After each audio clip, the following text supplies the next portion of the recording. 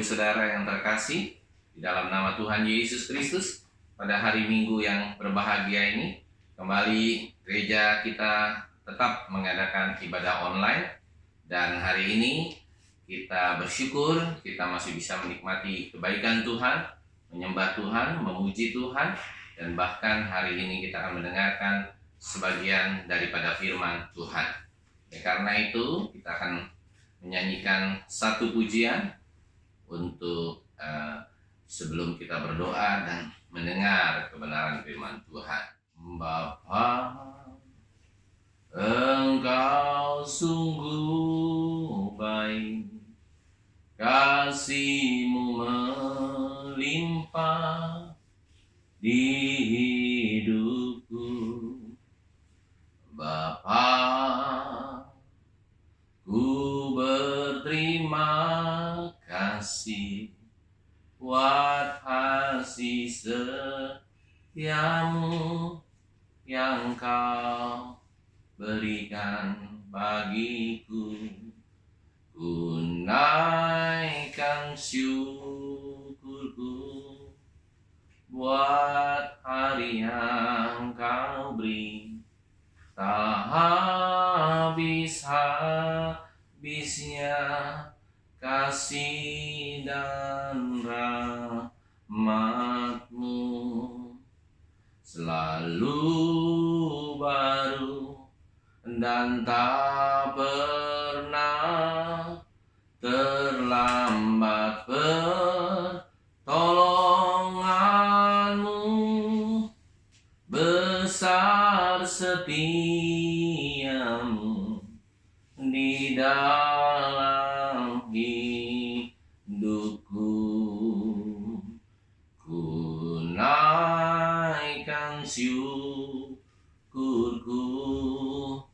buat kasih yang Kau beri, tak habis-habisnya kasih dan rahmat-Mu, selalu baru dan tak pernah terlambat pertolongan-Mu, besar setia-Mu di sepanjang hidupku. Besar setia-Mu, besar setia-Mu, besar setia-Mu di sepanjang hidupku. Mari kita tundukkan kepala, kita berdoa untuk kebenaran firman Tuhan. Biarlah Tuhan akan mengungkapkan hal-hal yang luar biasa dari kebenaran firman Tuhan pada hari Minggu yang indah. Terima kasih Bapa yang baik, Allah Roh Kudus yang luar biasa dalam kehidupan kami, dan Tuhan kami Yesus Kristus yang selalu menyertai dalam kehidupan kami. Pada hari yang indah ini Tuhan, biarlah kami ingin mempelajari kebenaran-Mu, dan biarlah kami ingin menggali kebenaran-Mu, sehingga kebenaran-Mu yang digali oleh Roh Kudus sendiri akan membuat kami semakin mengerti tentang arti sebuah kebenaran. Dan biarlah kami tidak pernah mendowngrade kebenaran-Mu, dan biarlah kami juga terus mengikuti, bahkan bukan hanya mempelajari kebenaran-Mu, tapi menjadi pelaku kebenaran firman Tuhan. Oleh karena itu Bapa yang baik, biarlah berikan urapan-Mu yang baru kepada hamba-Mu, urapan kuasa Roh Kudus-Mu yang boleh mengalir lewat hati, jiwa, roh, dan pikiran hamba-Mu, sehingga apapun yang hamba-Mu keluarkan di dalam pelayanan firman pada hari yang indah ini, bukan hamba-Mu lagi yang nampak dan beracara, tetapi Yesus Kristus, bahkan Roh Kudus-Mu yang boleh berbicara, sehingga kami semuanya merasa diberkati oleh Tuhan. Terima kasih Bapa yang baik, berfirmanlah, Kami akan duduk diam mendengarkan firman-Mu seperti telinga seorang murid dan hati seorang hamba. Haleluya. Amin.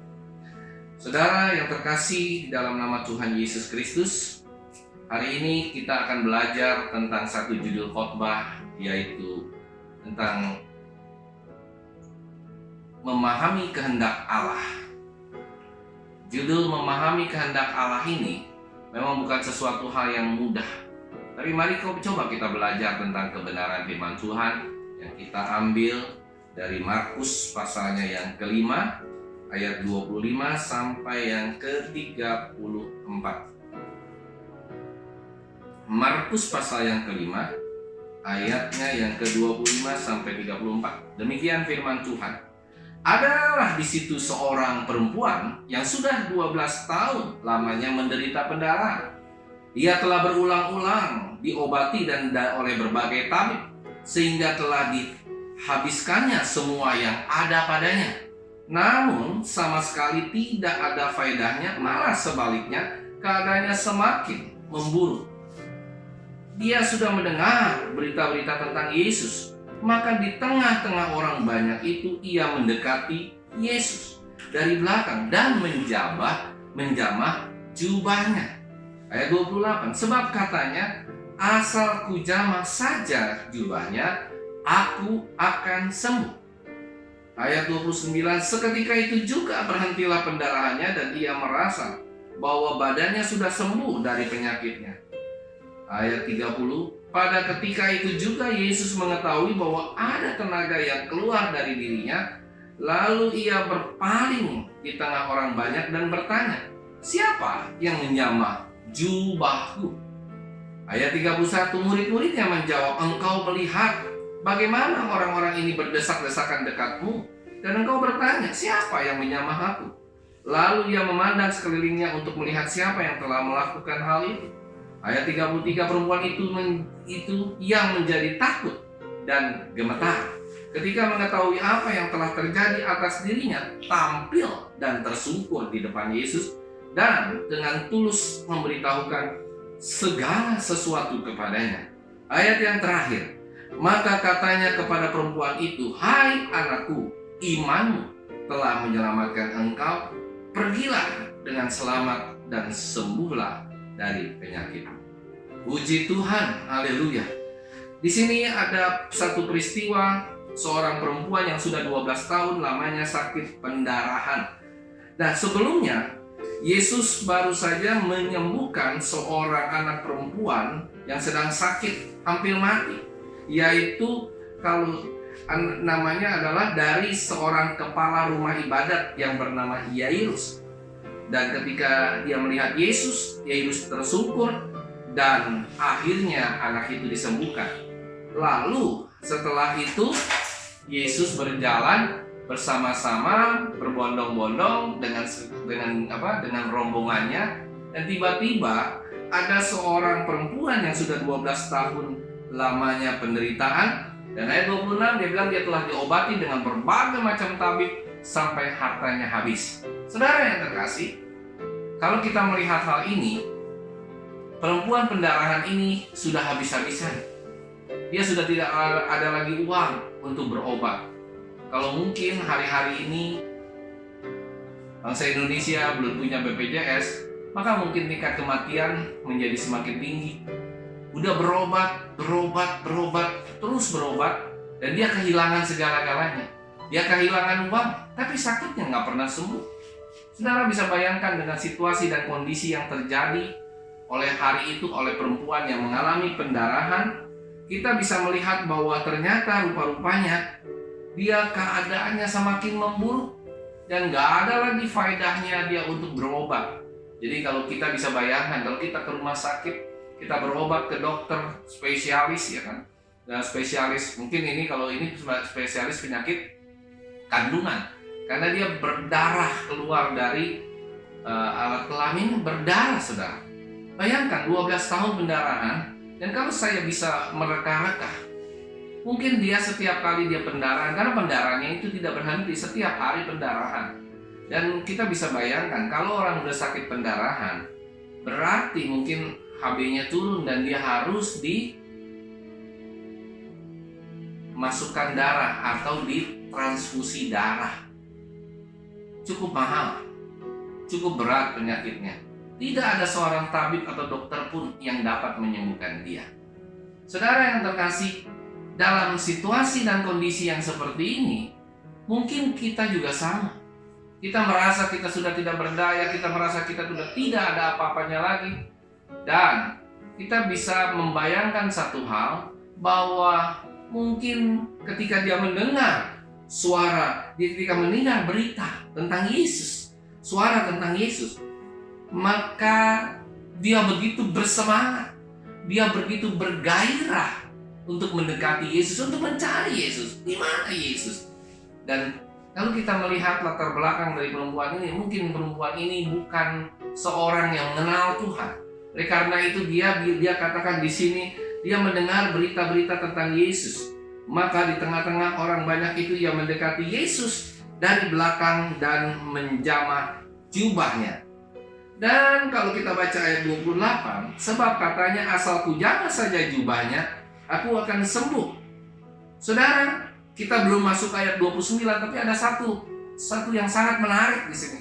Yang kalau kita perhatikan, bagaimana seorang yang tidak mengenal Tuhan, bagaimana seorang yang tidak mengenal Yesus, tidak mengenal sama sekali, dia bisa percaya. Dan anehnya, asal kujamah jubahnya. Kenapa harus jubahnya? Kenapa tidak kakinya? Kenapa tidak hal yang lain? Kenapa dia begitu percaya dengan jubahnya? Dan ini menjadi perhatian yang sangat menarik yang akan kita bahas pada ayat-ayat berikutnya. Bagaimana kita bisa memahami kehendak Allah? Dan ketika dijamah jubahnya, orang itu disembuhkan. Coba kalau saat itu dia menjamah tangannya, Tuhan tolong memegang tangan. Dia memegang pundaknya atau mungkin dia memegang kakinya, dia tersungkur di kakinya. Apakah dia akan sembuh? Jawabannya, ya, karena dia yakin dia jamah jubahnya. Dan akhirnya dia disembuhkan. Saudara yang terkasih, kita teruskan. Ayat yang ke-29. Seketika itu juga berhentilah pendarahannya dan ia merasa bahwa badannya sudah sembuh dari penyakitnya. Saudara yang terkasih, kalau kita melihat hal ini, benar apa yang dia prediksi, kalau dia jamah jubahnya, maka dia akan disembuhkan. Jubahnya saja dia akan disembuhkan. Tapi ada sesuatu yang menarik yang bukan hal itu. Kita baca ayat berikutnya lagi. Ayat 30, apa yang dikatakan? Pada ketika itu juga Yesus mengetahui bahwa ada tenaga yang keluar dari dirinya. Lalu ia berpaling di tengah orang banyak dan berkata, siapa yang menyamah jubahku? Saudara yang terkasih, ini ada pertanyaan yang sangat menarik. Waktu itu ketika perempuan itu sedang berlari, saya yakin dan percaya dia menerobos, dia berlari, pasti Yesus ada di tengah-tengah kerumunan. Gak mungkin Yesus ada di pinggir. Dia pasti dikelilingi oleh murid-muridnya dan dia mempunyai usaha yang begitu keras sampai dia mungkin jatuh bangun. Bayangkan seorang yang sakit pendarahan berusaha begitu keras mendekati dan dia jamah. Dan dia mungkin tidak keburu jamah kakinya dan dia jamah jubahnya. Saudara yang terkasih, pertanyaan menariknya adalah satu hal. Apakah Yesus mengetahui ketika orang tersebut menjamah jubahnya? Pertanyaan menarik. Kalau dia mengetahui, pertanyaan yang kedua yang menarik, mengapa dia harus bertanya kepada murid-muridnya bahwa ada tenaga keluar dari diri? Lalu ia bertanya kepada orang banyak dan juga murid-muridnya, siapa yang menyamah jubahku? Saudara yang terkasih, pertanyaan sangat menarik. Berarti ada suatu kekuatan supranatural di dalam baju Yesus, di dalam jubah Yesus, di dalam tangan Yesus, di dalam kaki Yesus, di dalam rambut Yesus. Sekalipun jubahnya saja bisa menyembuhkan. Nah ini yang sering kali hari-hari ini bukan diselewengkan ya, tetapi membuat orang tersesat. Jadi banyak sekali mujizat, orang disembuhkan dengan sapu tangan, orang disembuhkan dengan dengan jubah, dengan tali, dengan bahkan dikembangkan dengan hal-hal yang lain. Saudara bisa bayangkan. Jadi berarti Yesus itu mistis. Pakaiannya saja bisa menyembuhkan, bagaimana tangannya? Bagaimana mungkin rambutnya? Akhirnya menjadi sesuatu yang kalau hari-hari ini kita bilang jimat. Ini agak hati-hati, karena inilah yang sering kali terjadi di dalam kehidupan kita. Banyak sekali tongkat jadi jimat, pedang jadi jimat, keris jadi jimat. Seakan-akan tongkat, pedang, dan keris itu mempunyai kuasa yang luar biasa di dalam kerajaan. Sehingga ketika mereka membawa itu, maka mereka akan menang perang. Ini yang sebenarnya Yesus ingin Yesus ingin menerangkan kepada orang banyak. Kenapa dia menjamah jubah-jubahnya, dan kenapa? Apakah Yesus tidak tahu bahwa orang tersebut bahwa keluar kuasa, kekuatan supranatural, kekuatan yang luar biasa kepada perempuan yang sakit pendarahan itu, atau perempuan itu mencuri mujizat dari Yesus? Bagaimana ini? Bagaimana? Apakah dia mencuri? Dan kita semua pasti akan menjawab satu hal. Yesus pasti tahu. Yesus nggak mungkin nggak tahu ada kuasa yang keluar. Tapi kenapa dia bertanya sekali lagi kepada orang tersebut? Dan kenapa dia bertanya kepada orang banyak? Yesus ingin memberitahukan satu hal. Coba kita lihat pada ayat berikutnya. Murid-muridnya menjawab, "Engkau melihat bagaimana orang-orang ini berdesak-desakan dekatmu, dan engkau bertanya, siapa yang menyamah aku?" Apa yang murid-muridnya lakukan? Murid-muridnya lepas tangan. Dia bilang, "Gua kan nggak tahu." Kalau zaman sekarang, "Saya nggak tahu." "Kamu tahu nggak?" "Nggak tahu." "Kamu tahu nggak?" "Nggak tahu." Semua murid-muridnya menjawab dengan sangat tidak bijaksana. Tidak tahu, tidak tahu, tidak tahu, ini tidak tahu, itu tidak tahu. Sama seperti sekarang. Kalau Yesus bertanya kepada kita sebagai murid-muridnya, siapa yang melakukan hal ini kepada tidak tahu? Saudara yang terkasih, berhati-hati dengan konsep yang seperti ini. Semakin kita melihat, semakin kita berhati-hati.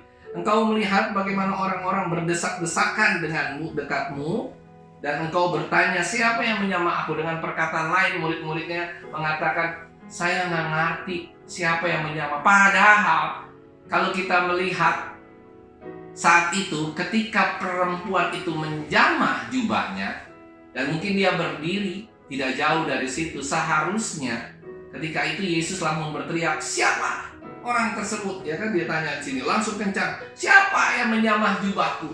Seharusnya hari itu orang-orang pasti tahu.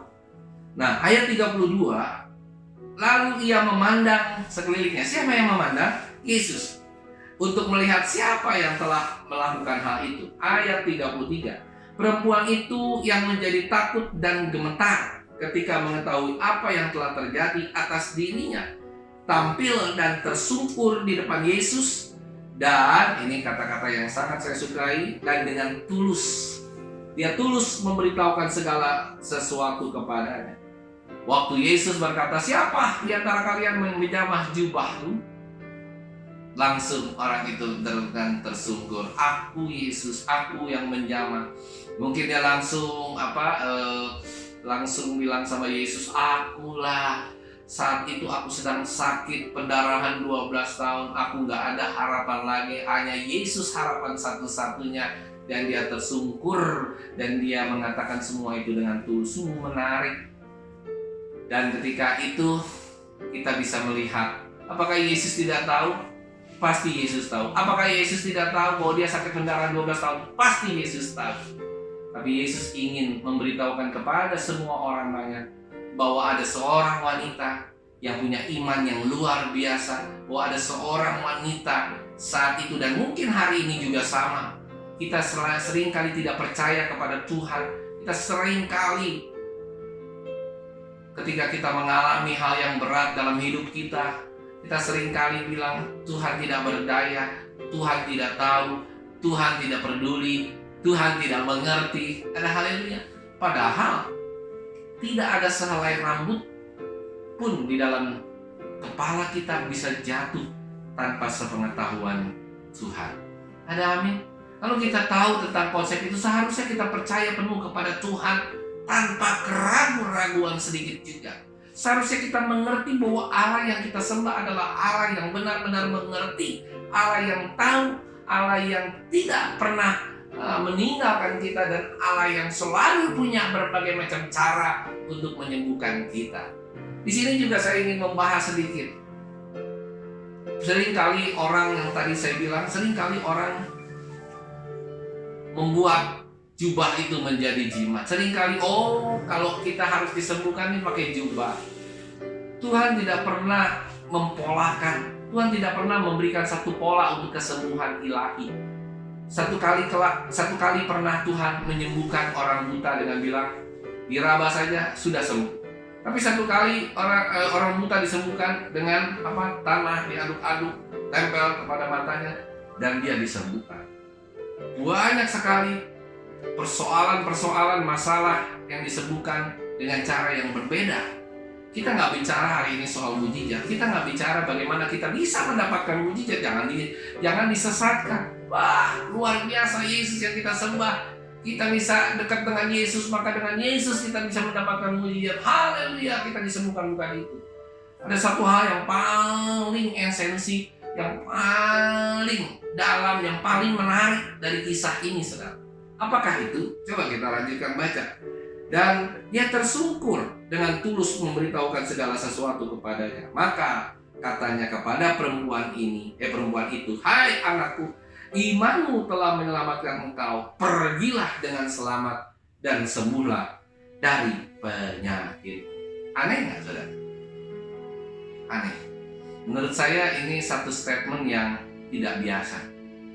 Saya mau tanya, kita refer back ke belakang. Apakah saat itu perempuan yang mengalami pendarahan 12 tahun itu sudah disembuhkan? Apa coba kita lihat? Sudah disembuhkan, Bro? Waduh, aku sudah disembuhkan. Siapa yang menjamah jubahku? Lalu yang mana? Dan dengan dia bilang pada hari itu juga, pada saat itu juga, dia sudah merasa, dan ia merasa bahwa badannya sudah sembuh dari penyakitnya. Dia merasa. Saudara yang terkasih, dia masih merasa itu disembuhkan. Padahal apakah sudah disembuhkan? Mungkin sudah.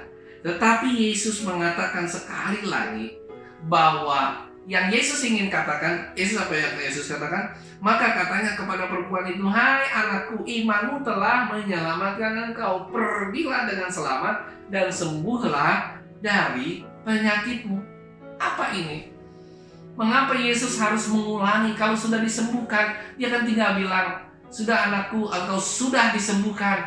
Engkau jalan, engkau pulang." Tapi dia tidak bilang begitu, tapi dia bilang, maka katanya kepada perempuan, "Hai anakku, imanmu telah menyelamatkan engkau. Pergilah dengan selamat," dan diulangi lagi, "sembuhlah dari penyakit."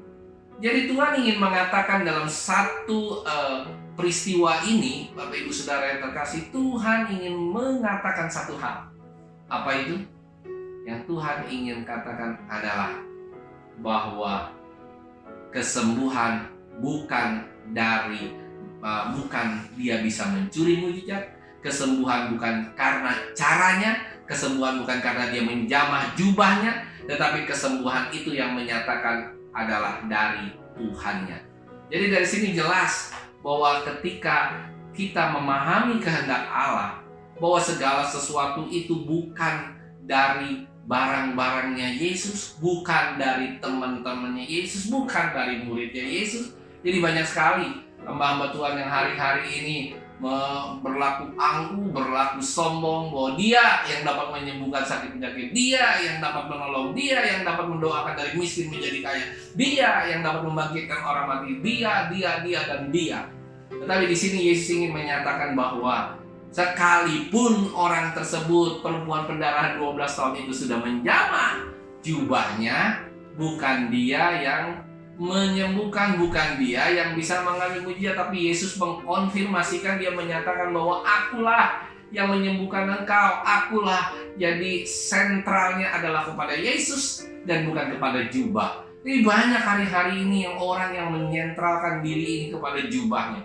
Wah, luar biasa ya, kalau Yesus itu penuh dengan mujizat, bahkan sampai jubahnya aja penuh dengan kuasa. No. Apakah Yesus tidak mengetahui ketika ada keluar kuasa dan kekuatan yang luar biasa dari dirinya untuk menyembuhkan? Pasti dia tahu ada tenaga supranatural yang luar biasa yang menyembuhkan perempuan pendarahan itu, dia tahu. Tetapi yang bikin dia mengkonfirmasikan itu kepada perempuan itu adalah satu hal, yaitu dia ingin kita tahu semua, dan dia ingin memberikan satu pesan dalam firman Tuhan hari ini adalah bahwa dialah yang menyembuhkan, bukan perempuan itu yang mencuri mujizat, bukan siapapun yang dapat menyembuhkan, tetapi Kristuslah yang menyembuhkan. Artinya apa, Bapak Ibu Saudara yang terkasih? Kita harus memahami kehendak Allah. Banyak hari-hari ini gereja yang tidak memahami kehendak Allah. Banyak gereja yang memahami program A yang membuat gereja dapat bertumbuh, program B yang membuat gereja dapat bertumbuh, program C yang membuat gereja dapat bertumbuh, begini begitu. Kalau orang bisa kenal dengan luar negeri, wah gerejanya pasti akan bertumbuh dengan pesat. Saudara yang terkasih, dan seringkali orang ingin segala sesuatu yang spektakuler. Dan orang ingin bahwa ketika dia gerejanya diberkati, begitu banyak jemaat, begitu luar biasa, maka itu gereja yang paling benar. No, kita nggak pernah rindu untuk membuat gereja itu menjadi gereja yang besar. Tapi kita rindu untuk membangun gereja yang benar. Ada hal ini, jadi kita mengerti tentang kehendak Allah di sini sangat penting. Kehendak Allah itu adalah satu hal, yaitu memahami kehendak Allah. Kehendak Allah adalah kita melakukan kehendak Bapa. Bagaimana kita melakukan kehendak Bapa? Satu hal, yaitu kita harus sangkal ini, pikul salib, baru mengikut Dia. Itu yang ingin saya tekankan di sini, supaya kita mengerti bahwa ternyata dalam satu peristiwa ini bukan mujizatnya yang kita tonjolkan, bukan kesembuhannya yang kita tonjolkan, tetapi satu hal adalah Yesus itu sanggup mengubah segala sesuatu. Dan kalau kita memahami kehendaknya, maka apapun yang kita minta, pasti Dia akan berikan. Kalau kita memahami kehendaknya tanpa Dia minta pun, Dia pasti akan berikan. Tanpa kita minta pun, Dia pasti akan berikan. Itu yang saya maksud. Jadi hari ini kita belajar tentang satu hal. Saudara yang terkasih, biarlah kita tulus kepada Tuhan. Di dalam segala pelayanan kita, di dalam segala tingkah laku kita, di dalam segala apapun yang kita lakukan, bukan hanya pelayanan kita di gereja, tapi pelayanan kita di luar, yaitu ketika kita ada dalam keluarga kita, ketika kita ada dimanapun kita berada, lakukan sesuai dengan kehendak Allah. Kehendak Allah, engkau harus terus berkomunikasi dengan Tuhan. Kehendak Allah, engkau harus terus punya hubungan yang intim dengan Tuhan. Kehendak Allah itu bukan kehendak manusia. Kadang kala kehendak Allah tidak sesuai dengan kehendak kita. Ada amin. Kadang kala kehendak kita ingin kita hebat, kita selalu ingin naik grade, kita selalu ingin lebih kaya, kita selalu ingin lebih luar biasa, gereja kita selalu ingin lebih dahsyat, lebih hebat daripada gereja yang lain. No, itu kehendak manusia yang penuh dengan nafsu keduniawian. Tapi kehendak Allah itu sungguh berbeda. Tuhan rindu agar kita semua ini bisa memahami kehendak Bapa, yaitu kita bisa mengenal Tuhan. Selain kita mengenal Tuhan, maka kita bisa masuk lebih dalam lagi, yaitu kita masuk dalam rel kekekalan. Kita masuk di dalam satu kloter atau di dalam satu gerbong, yaitu gerbong kereta kekekalan, supaya satu saat kelak kita sampai ke dalam kerajaan yang kekal, yaitu surga yang kekal. Di sini yang saya mau katakan yang terakhir adalah bahwa kita tahu bahwa hai anakku, imanmu telah menyelamatkan engkau. Pergilah dengan selamat dan sembuhlah dari penyakitmu. Mengapa Tuhan katakan pergilah dengan selamat? Karena buat Tuhan Yesus, kesembuhan itu adalah nomor yang kesekian, mungkin nomor yang ke-1000. Tapi keselamatan itu satu-satunya yang tidak dapat ditukar oleh apapun, anugerah dari Tuhan. Jadi buat Tuhan, keselamatan itu yang terpenting, dan bonusnya adalah dan sembuhlah dari penyakitmu. Demikian firman Tuhan hari ini, dan biarlah kita semua boleh dikuatkan oleh kebenaran, kita semakin mengerti bagaimana kita memahami kehendak Allah. Memahami kehendak Allah seperti tadi saya sebutkan di awal, bahwa kita harus punya hubungan yang intim dengan Tuhan.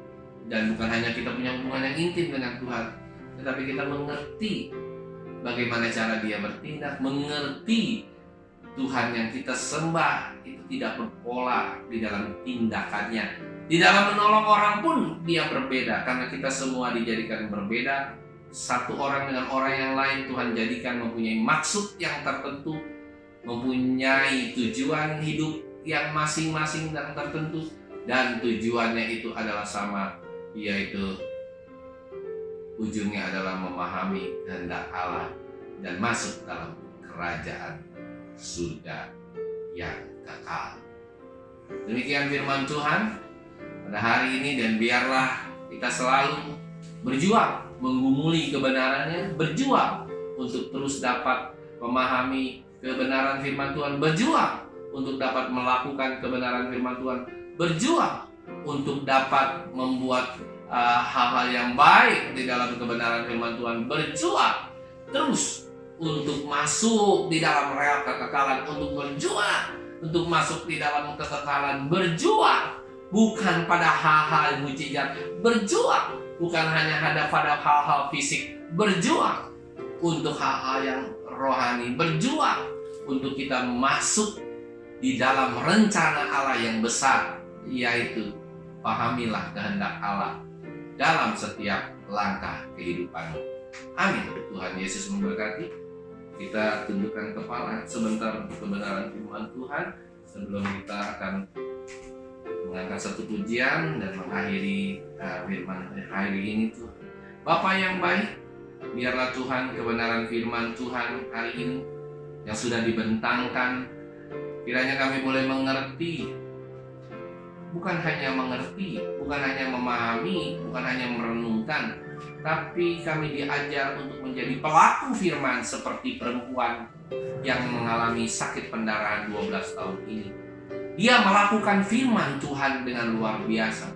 Kita sebagai orang percaya, sebagai murid Kristus juga harus melakukan kebenaran firman Tuhan, bukan hanya menonton. Tuhan tolonglah agar kami ketika kami sudah melihat, bahkan kami sudah mendengar firman Tuhan ini, kami mengerti bahwa kami harus melakukan, melangkah dan melakukan kebenaran. Terima kasih Bapa yang baik, dan biarlah seluruh jemaat yang sudah mendengar firman Tuhan pada hari ini, biarlah mereka boleh dikuatkan, boleh mengalami, boleh ditegur bagaimana cara mereka bertindak hari-hari ini. Terima kasih Bapa yang baik. Hanya di dalam nama Tuhan Yesus Kristus kami sudah berdoa untuk firman Tuhan pada hari ini. Haleluya. Amin.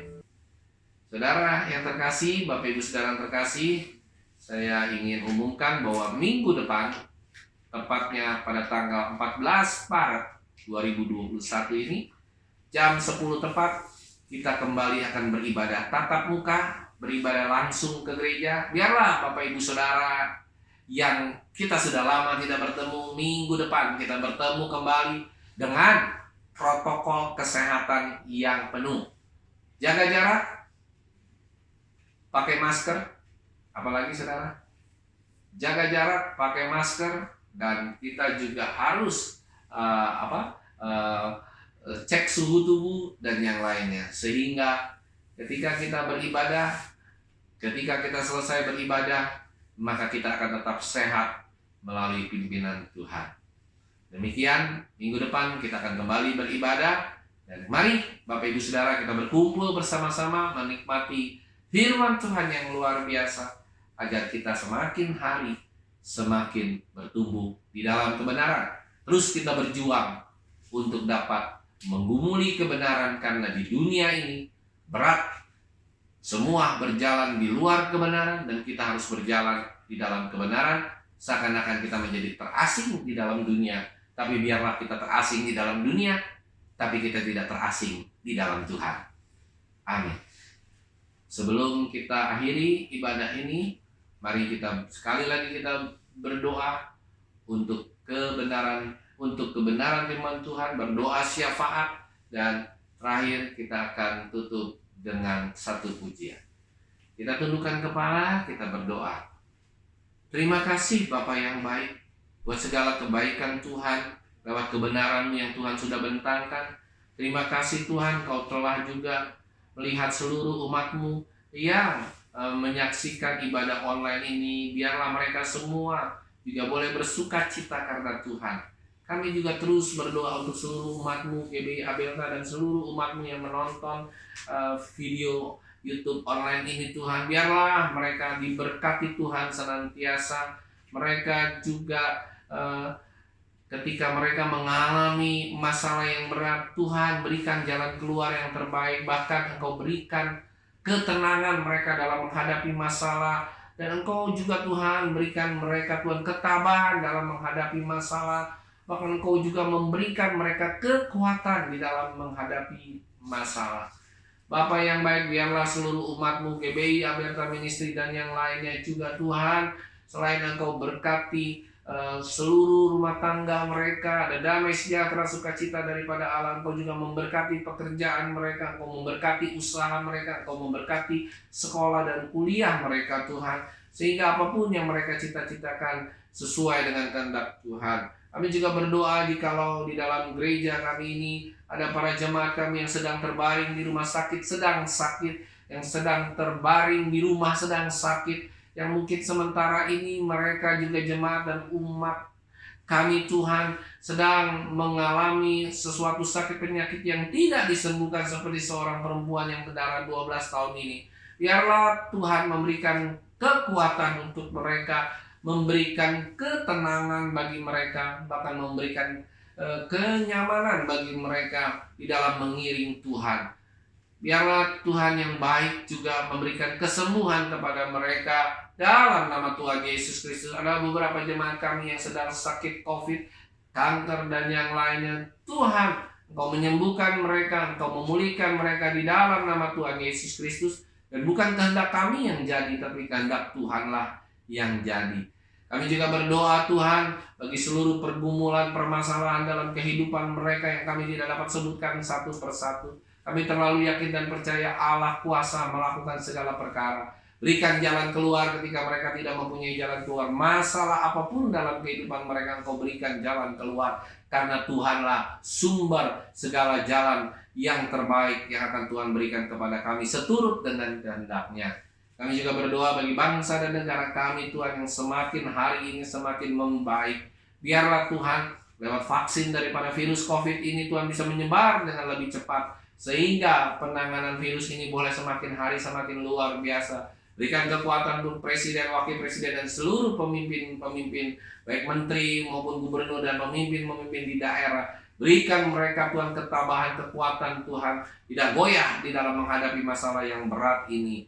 Terima kasih Bapa yang baik. Begitu juga dengan kami berdoa pada seluruh hamba-hamba Tuhan yang ada di daerah-daerah yang terpencil, yang sedang berat hari-hari ini Tuhan, di dalam melayani Tuhan. Begitu juga yang dalam perkotaan yang juga sedang sakit. Banyak teman-teman kami yang sedang terkena sakit COVID dan yang lainnya. Tuhanlah yang telah menentukan kami semua menjadi hamba-Mu. Tuhanlah juga yang akan menyembuhkan kami. Tetapi itu bukan kehendak kami, kehendak Tuhanlah yang akan terjadi. Terima kasih Bapa yang baik.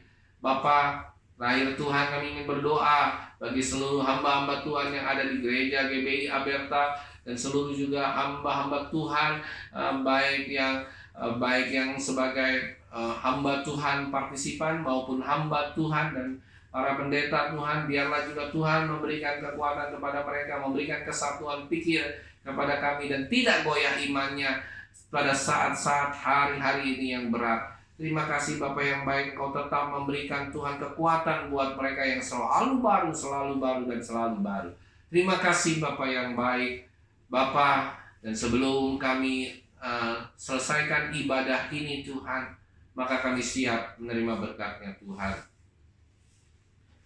Bapak Ibu Saudara yang terkasih dalam nama Tuhan Yesus Kristus, terimalah berkat daripada Allah Bapa, persekutuan daripada Allah Roh Kudus, dan kasih sayang daripada Tuhan Yesus Kristus yang akan menaungi seluruh jalan masuk keluar kehidupan kami, pekerjaan kami, usaha kami, pelayanan kami, pendidikan kami, dan apapun yang kami lakukan yang terbaik bagi Kristus, sampai Kristus Yesus datang yang kedua kali.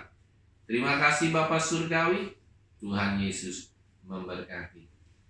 Ku bersyukur padamu Tuhan, sebab kasih setiamu di dalam hidupku, anugerahmu besar bagimu.